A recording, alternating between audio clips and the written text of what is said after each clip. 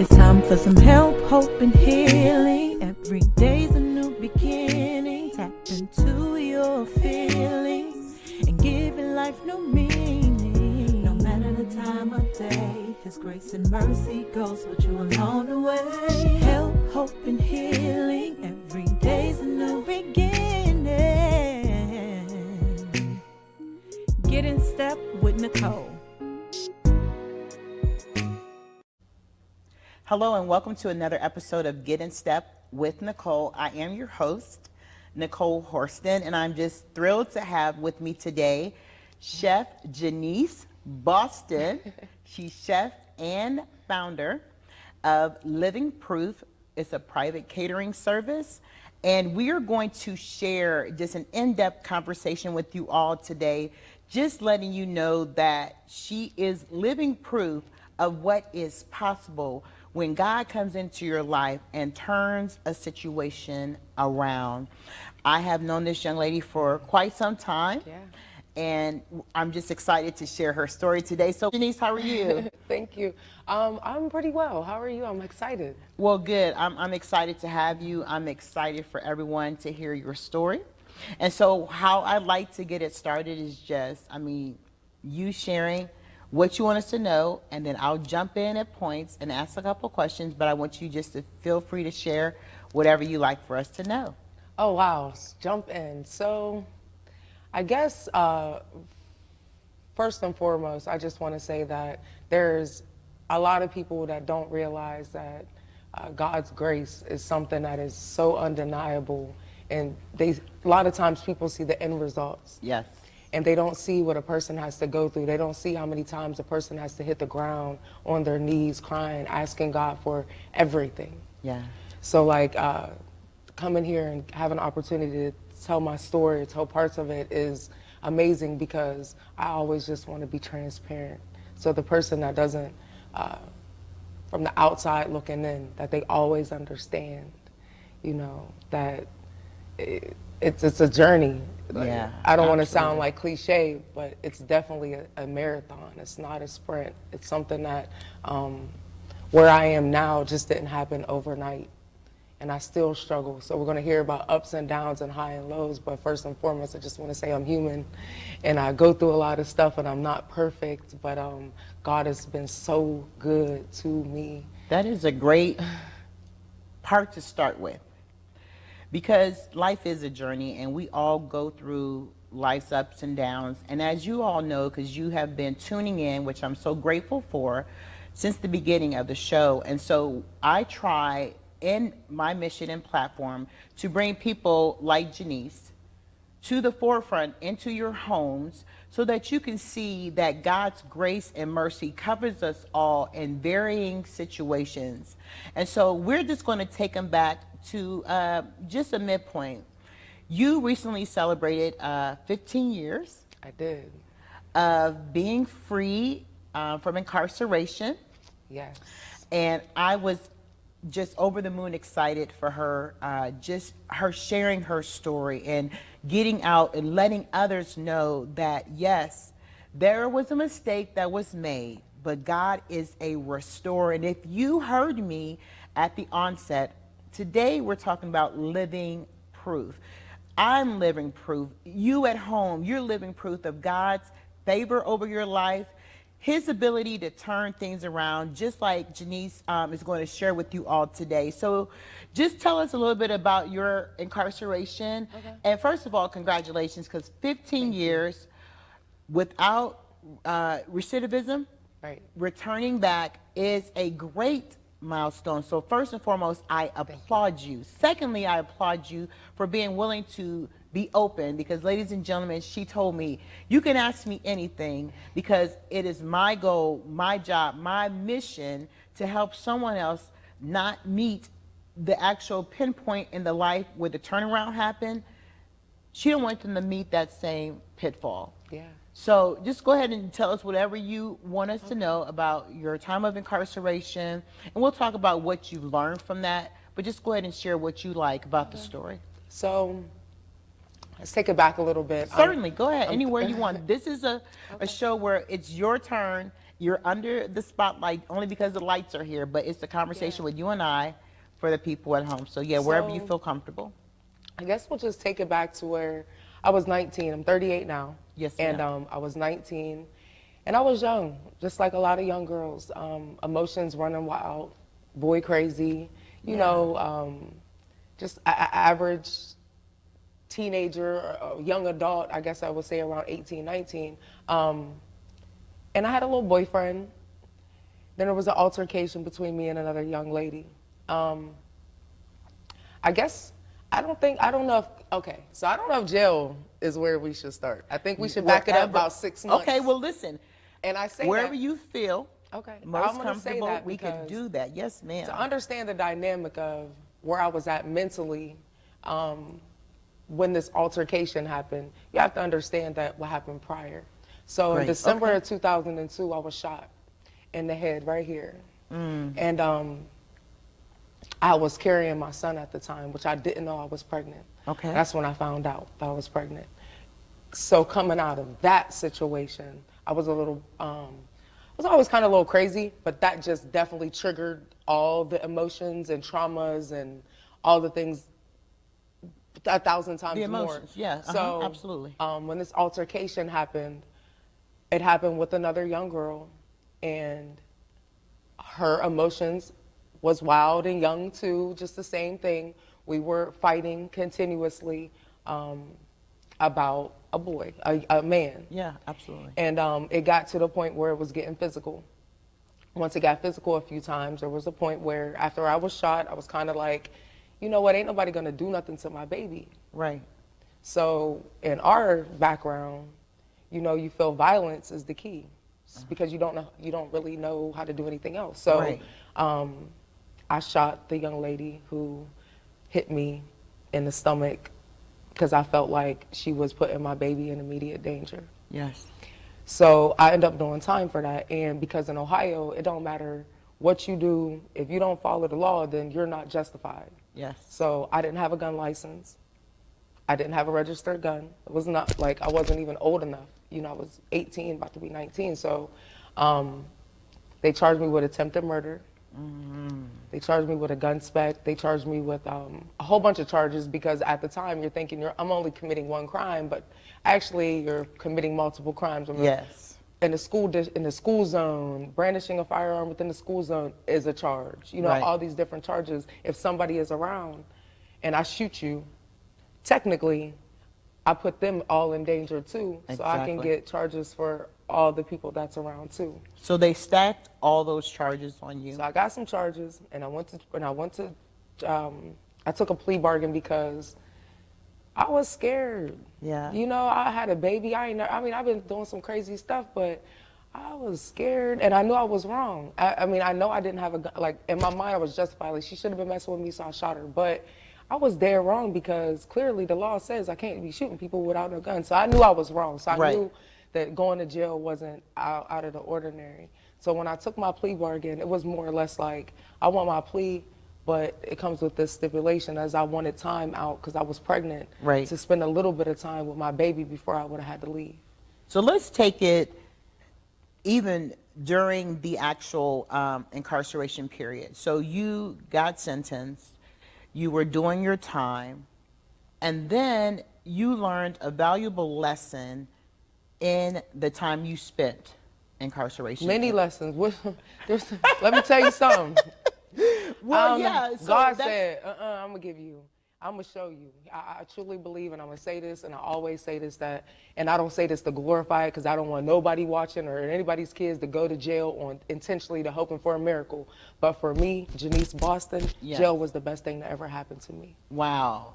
Wow. Because the streets was raising me, and I was wild. Yeah. I didn't have no discipline. I didn't have no structure. I really didn't even really know how to properly be a young lady. Yeah. Everything. So when I got to prison, I had structure forced upon me. Right. Get up at this time, go to sleep at this time. You got to keep your stuff clean. You got to be orderly. You got to do this. I didn't really have no choice. So there was a lot of lessons and a lot of things that I learned. I probably learned more in them 4 years that I've learned in my lifetime because it was I didn't have nothing else to do. Right. I didn't have nothing else to do but embark upon the journey that I was on. I didn't have no other responsibility. I didn't have my kid. I didn't have no bills. I didn't have nothing. Now, did you have your son, while you were incarcerated? No, so Okay, when good. I took my plea bargain, that was the whole thing. I took my plea bargain. I had to turn myself in on a specific time. So when I took my plea bargain, it was the end of August. My baby was due September. So I went to the doctor after the hospital. After the doctor visit, after the court thing, I said, doctor, we got to induce my labor. They said I got this many days to get my baby. The faster I get the baby out, the longer I got to spend with it. Right. You know what I mean? You were thinking, yeah. So I had my baby, and I spent about 20-something days with them before I had to leave. That was I probably, know that was hard. One of the hardest things. I could not imagine doing that again. Yeah. I can't even explain to you the worry. Even though I felt like I didn't have no other choice, I thought about running. But then I said, I can't run because I don't want to put, the whole point is to keep my baby out of danger. So me running would have put my baby in more danger. I would have had to look over my back. You know, where was this really going to go? Right. So you were actually like going through a lot of emotions as a young adult, not having the proper structure, as you put it, because, you know, we talk, you and I. Yeah. And you've openly shared that, you know, you were raised, you had supportive parents. Let's put that out there first. But then they were crippled with an epidemic that, Absolutely. you know, during that time period you were raised, and you were raised, what, 90s? Yeah. And so they had a drug epidemic going on, and your family was a part of that. The family dynamics was a part of that. But your family still supported you nonetheless. And that's what I want to put out there, because a lot of times young adults, when they have different circumstances that's raising them, as you put it, they don't have support. And so even though the parents may be going through their struggle, the family is also going through a struggle.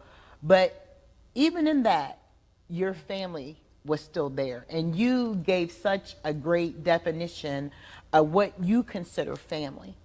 And then we're all born, you know, two sides of the family. We have our dad's side, our mom's side. But your family structure, define to the audience what you mean by when you say family. So I don't even know, like, there's a traditional family.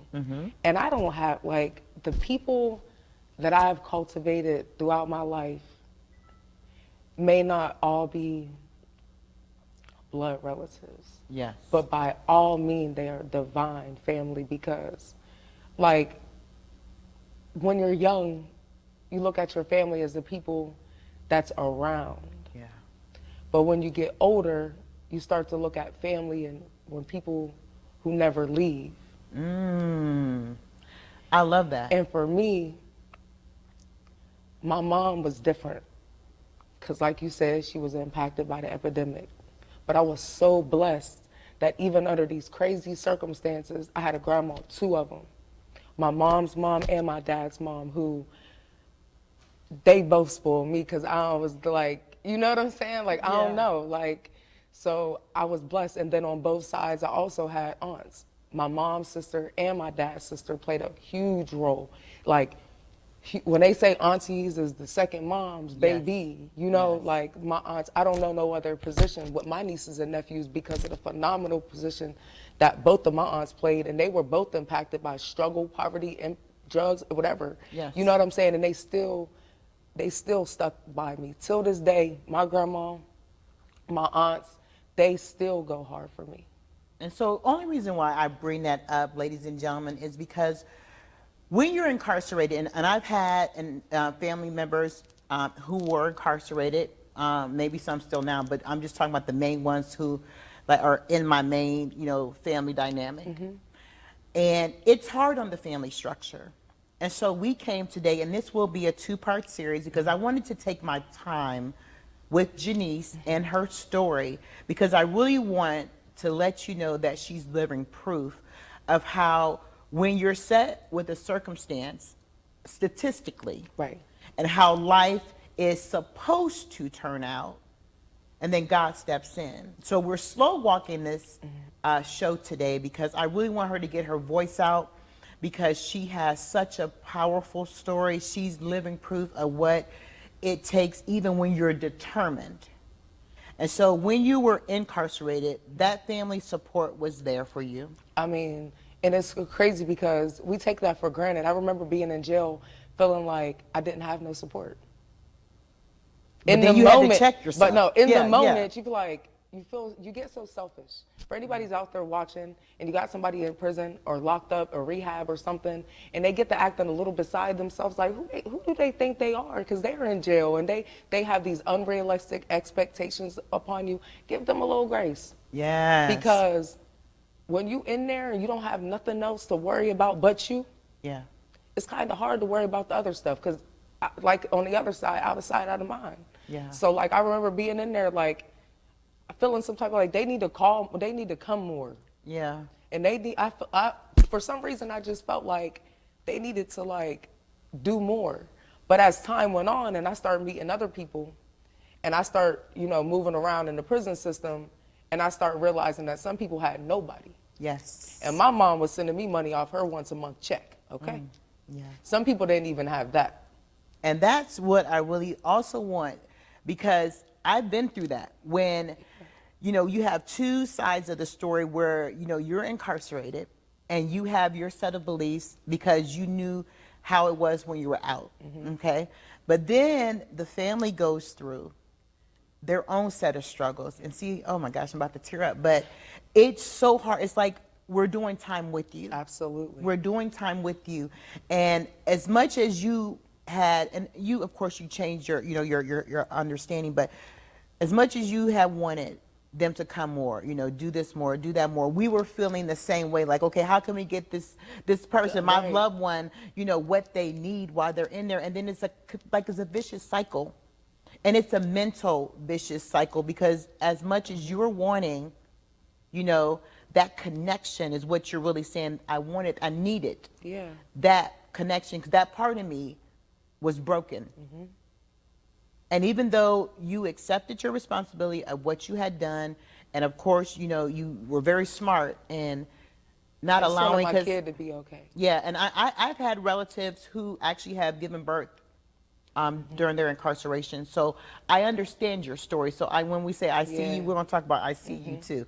But I'm glad we're going to move this to this point, because a lot of times people don't understand. The outsiders looking in, as you talk about, we need to give you all some grace because you're confined. You don't have the freedom, the liberties that you once knew. Yep. And that was a struggle as well. Well, you think about it. You put an animal, let's get a cage right now. We got a dog, new dog. When we first put that dog in the cage, it's going to act crazy. Yeah.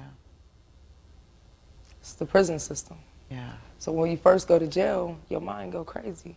You in a different environment. You in a cage. You here, there, everywhere. So your expectations are unrealistic. Yeah. But everything is at that point to you. So like when I first went in, and at first I was depressed because I just left my baby and I didn't know what was going to go on. But I was so thankful. I truly feel like God set me up. God was truly setting me up, and I had no idea. Because when I tell you, some of the people that I met right there, my first week Yes. in jail, and some of my friends still down right to this day. I love that. One of my best friends, I'll be at her wedding this year in August. I met her when I got to prison, and we're like, that's my, you know what I mean? So like, I was lucky that I was lucky God placed immediate people in my life to connect with when I got to prison. But again, I was still a dog in a cage. So there's that duality going on. And so you had support. You were, doing your time. And what I would like the audience to know, that even in the midst of all that, and you keep referring back to God, and that's what I want you, because a lot of times people say, oh, you find God when you're incarcerated. But to you, finding God meant something Let me tell you different. something. I've been knew that there was God. Not Yes. because my family was deep in the church. I didn't Yes. grow up, my grandma didn't go to church every Sunday. Yeah. You know what I'm saying? Like, I didn't come up like that. I knew God early because my mom, God showed me with her. So, Yeah. It's all right. It's all right. It's all right. It's all right. I feel like Yes. Hallelujah. it's such a touching subject. That's okay. That's okay. I knew that there was God early because my mom had been through so much. And I knew that I used to go to like church camp, like the church bus used to come to the projects and I used to go Yeah. there, or I used to walk to the Simpson Church up the street from the projects, or there's a Second Baptist with Miss Lee on Saturdays for tutoring. I remember all the things that they used to talk about God. And I start aligning it with my own situation. Like, you know, there is a God because my mom then been through this and this and this and this, and she is still trucking, you know? So there has to be some type of God. And then I was realizing, like, being from the, you know, that type of environment, you know, a lot of my friends, their grandparents was raising them because their parents was on the same type of time as my parents. So I'm seeing God all through. You know, one of my other best friends, her mom's still alive now, still trucking. Man, I seen her go through the most when we was kids, but that was God, you know. I didn't know at the time how powerful and how strategic God is, but I know now because when I look back, I'm thinking like, I didn't go to church. Why I talk about God so much? And you would do, and I think love that you do. I do Yes. because I don't have no explanation. I don't know how I went to prison and got through this and didn't wig out. I was already crazy. I was already triggered and traumatized and everything. I don't know. I don't know how I'm still sitting here. But God. I don't know. You know, it's Yes. only but God. I don't have no explanation for this. So, you know what I'm saying? It has to be God because granted, I do put in the work. I'm not trying to take that away from myself because I tend to do that. But I feel like on my own, I love it. you know what I'm saying? So, I don't know. You actually, you know, you are so real. And that's what our audience needs to see today, the rawness, the realness. Because, see, everyone isn't in church all your life kind of people. There are people that God still uses. I just got and blesses. baptized a couple years ago. Oh, wow. Hallelujah. You know what I'm saying? My daughter, she made the decision to get baptized right after me. So, like, this ain't something that I was ingrained in me. I wish it was because I wish I was sangy, you know what I'm saying? But it's just not. But I have my testimony and how I deliver God's word is just different. I can't sing, but I can give you a raw conversation. Right. You know what I mean? So once I was in prison, and I did encounter God in a way in jail, though. Yes. I had a connection with him already because I had watched my mom get stabbed. I had been through all of this stuff prior.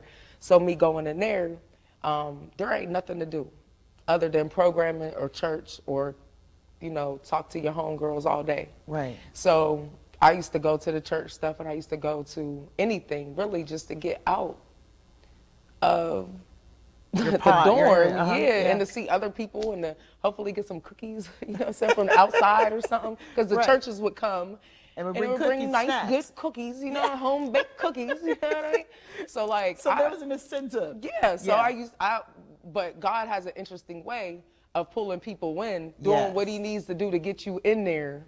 And then he do what he do once you get in. Girls, no, you just preached on that one because he does. Like you said, God is strategic. Yes, he is. And so he knew Janese. Of course, he knows us all because we're all, you know, before we were formed in our mother's womb. He knew that Janese would go through this.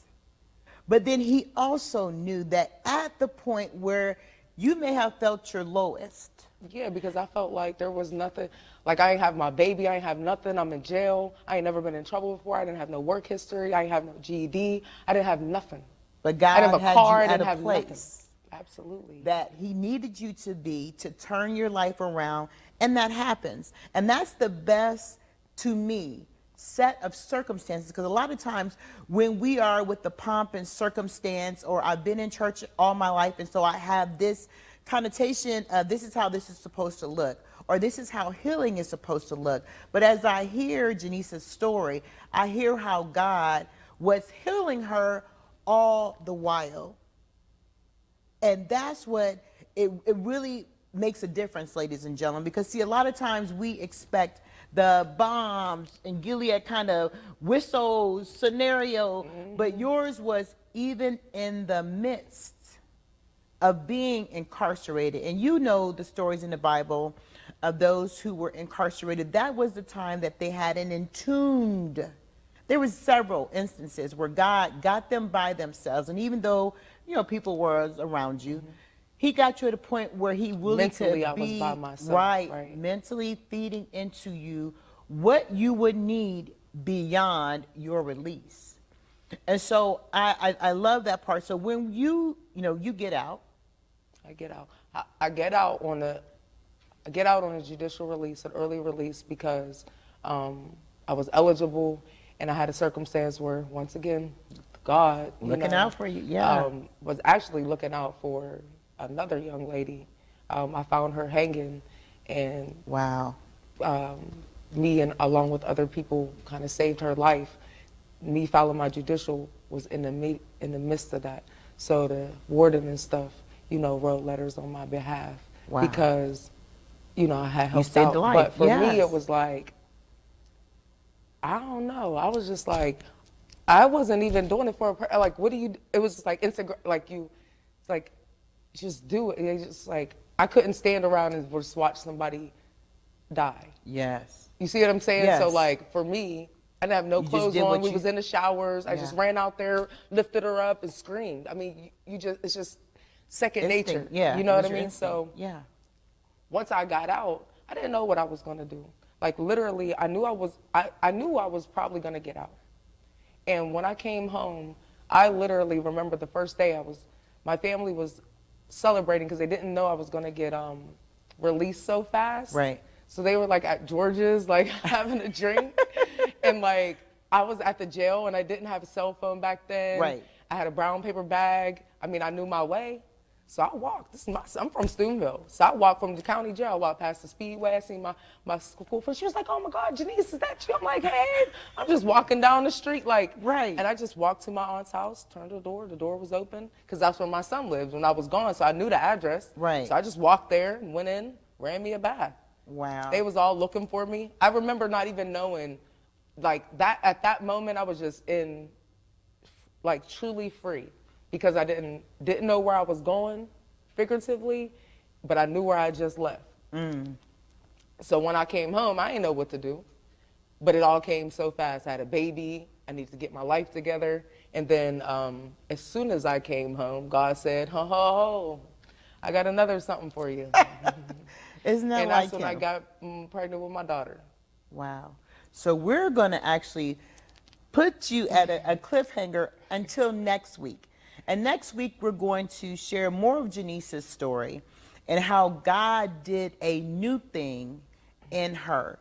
Ladies and gentlemen, I just love that we're having this conversation, this dialogue, because mass incarceration is a problem in the United States. And so next week, when you're tuning in, make sure that you remember, no matter the time of day, it is always a great time to get in step and soar. And we're going to soar next week with the rest of Janese's story. Stay tuned.